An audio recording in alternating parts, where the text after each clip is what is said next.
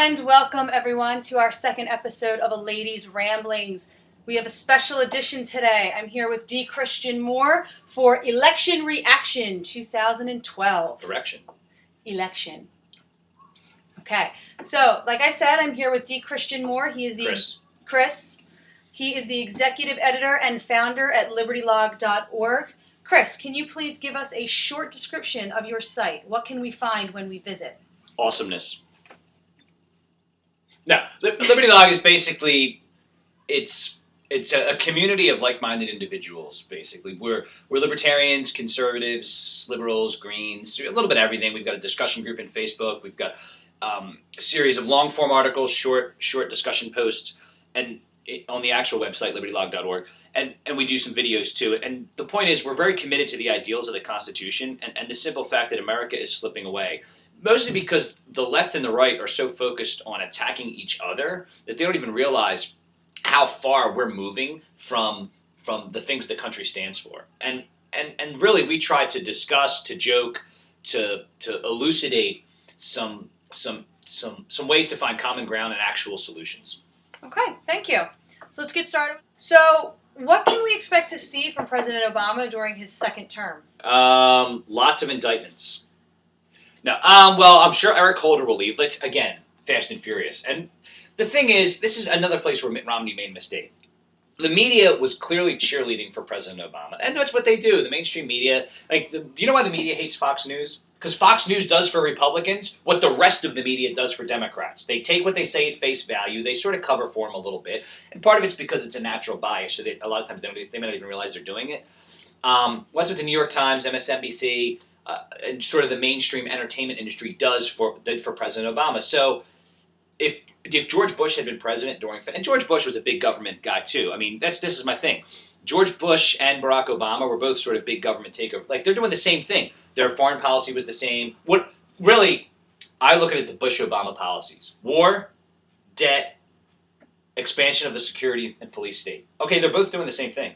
What has really changed? I love when people say, "Oh, well, we got gay marriage." That's really great. Well, when you live when your country's bankrupt and what's food inflation at now? Like 12%. Meanwhile, we're burning that corn for ethanol. When your country's bankrupt and food costs too much and everyone's poor and broke and no one can find a job. Right. But it'll be great that we have gay marriage. Like, I love gay marriage too. You know, I'd rather have a job and a future for my children.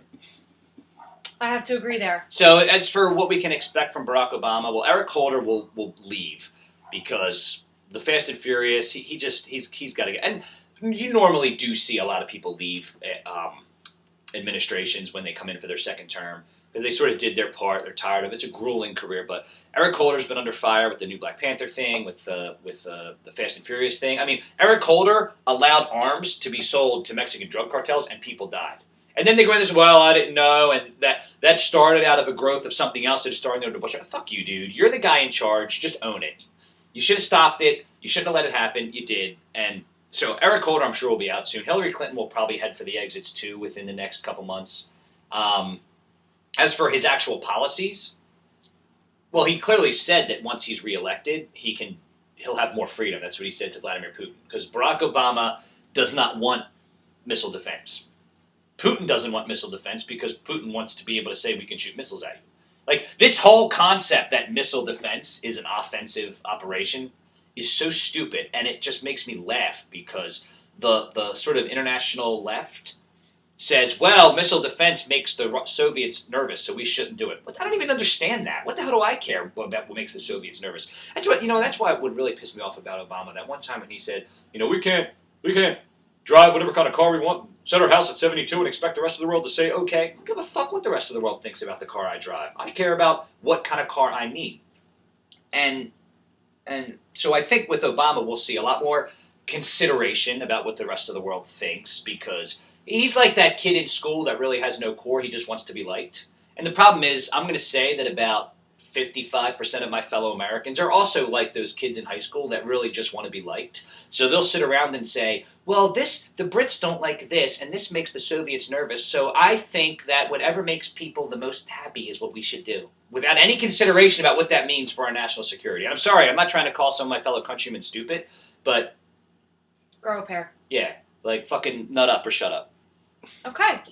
Going to change gears a little bit. Many New Jersey residents hope to see Governor Chris Christie run for Because the they're scared he'll presidency eat them. in 2016. What is the best thing he has done for New Jersey since he was elected as governor? Stood up to the unions, clearly. The public employees unions. And I'm sorry, everyone says, well, teachers, I love teachers too. I had plenty of great teachers. But here's the deal. When we talk about the teachers union, we're not talking about teachers. The teachers union in New Jersey eats their young. They do. They do. You got teachers that have been there for 20 years, set up these pay scales where young teachers coming in are making shit. And doing twice the work. And their raises, their annual raises, if they get an annual raise, are like $100. Meanwhile, all that money that's put into the pay ladder gets backloaded up for the older teachers who've been there for 20 years. And who sit in the hallway and do nothing. Right. So they're getting a $5,000 raise, and some new teachers getting a $100 raise, when those young teachers are the ones you want to encourage. You know, and then you bring that up to them, and they say, "I'll let them put their time in." And they have.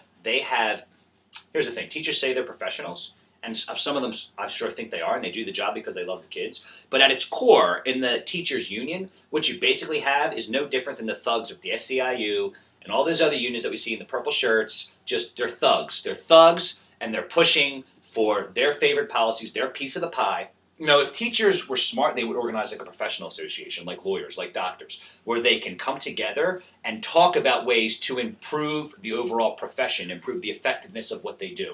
Instead, they're no better than fucking auto workers. And nothing against the auto workers, but that's not how you should organize yourself. You should not be looking to get an extra piece of the pie when the pie you're pulling from is the treasury.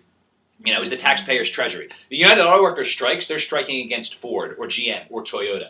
Well, actually, Toyota plants are non-union. That's why I think my next will be a Toyota. But when the United Auto Workers strike, they're striking against a private company that's funded through private equity in a private market. When the teachers strike, they're striking against us, the taxpayers. That's even FDR, pro-union man that he was opposed to public employee unions. And this has been a thing. This has been one of the things that Republicans have been doing right.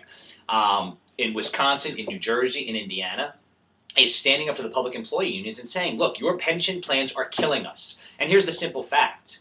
When the rest of the world, when the rest of the economy in the United States are paying 15, 18, 20, 25% of their health insurance, and public employees are paying 2%, 5%, 0%, and then Chris Christie or Mitch Daniels in Indiana says, you know what, we're going to make you kick in 10%. And they go on strike like they're being robbed? No, shut the fuck up. I'm paying 25%. Like, kick in, bitch. Okay. So, but that's, well, the thing that Christie did that was right is, like, Scott Walker went to the wall. Like, I like Scott Walker's reforms, and if you look at the economy of Wisconsin, guess what? They worked. But Scott Walker did pick some needless fights. Chris Christie blusters, but his policies are actually fairly centrist, fairly to the center right, I guess. You know, the unions got a lot more than they did in Indiana. You know, he didn't really hit them that hard. You know, they go crazy and strike because, you know, that's their, let's be honest, because their union bosses tell them they're supposed to hate him. You know, and he kicked back a little bit on the dependency class, so they hate him. But it needs to happen, because here's the thing. You can say all you want, oh, it's heartless. But when the money runs out, it all goes away anyway. That's the thing. There's not enough money. And you can't keep printing it because then it has no value. And people don't understand. You can't just keep running up the credit card like that. You can't just say, well, we'll just monetize the debt. Eventually it does run out. Like it's all a house of cards. It's what happened in Argentina in 2000. It's what's happening in Greece right now. It's what happened in Germany in 1930. It eventually, and when it happens, that's when chaos ensues. You know, maybe it'll be worse, maybe it'll be better. It depends. Argentina managed to come through okay because they had some good people come in and manage them back to some sense of normalcy. I don't know what's going to happen in Greece, but I would rather not go through that here. How about we just cut back the spending a little bit? How about we just make the public employees kick in a little bit more like everybody else does? You know, the Republicans, the other thing Chris Christie did right is he doesn't get all on his high horse about abortion or gay marriage. He's like, whatever, like, it's none of my business, I don't care. He put the gay marriage thing to a public referendum, let the people decide. The abortion thing, he's like, whatever I think doesn't matter. Like, he recognizes that the only thing that matters is spending. Spending, spending, spending. If you're concerned about anything other than spending in this economy, you're a fucking moron. So, would you support Christie were he to run? You know, I don't know. he impressed me with Hurricane Sandy, and a lot of Republicans got mad. Oh, you put your arm around Barack Obama. Like, who gives a fuck? People are dying. Like, are you really concerned about a presidential election? Like, Christie was right. The people of his state are suffering from a disaster. Whoever wins the presidency should matter less to him than the people that elected him being properly served. Now, really, I think did that put Obama over the top? Probably not. A point or two here or there, but it didn't put him over the top. Would I support Christie were he to run? That depends. Americans don't elect fat people.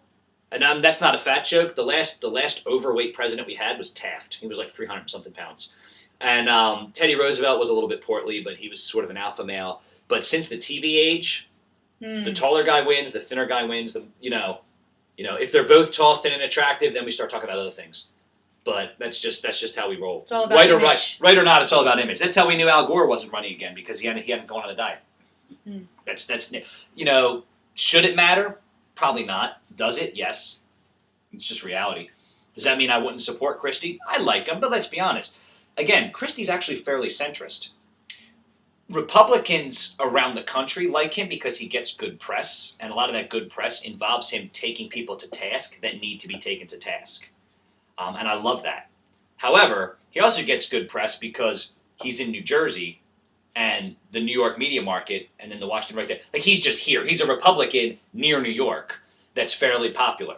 If he was the governor of Alabama, he'd get zero press because New York doesn't care about Alabama. So he's also benefited from where he is. But I mean, he's a fairly centrist guy, center-right, and he's big on spending. That's what matters. So I would give him a chance. So he would have a chance of winning were he to run. Well, I don't know if his bluster would play in the rest of the country. Like, we're sort of stupid about that. We want people to be nice, but then we want them to fight for our particular cause. And we're sort of schizophrenic about that.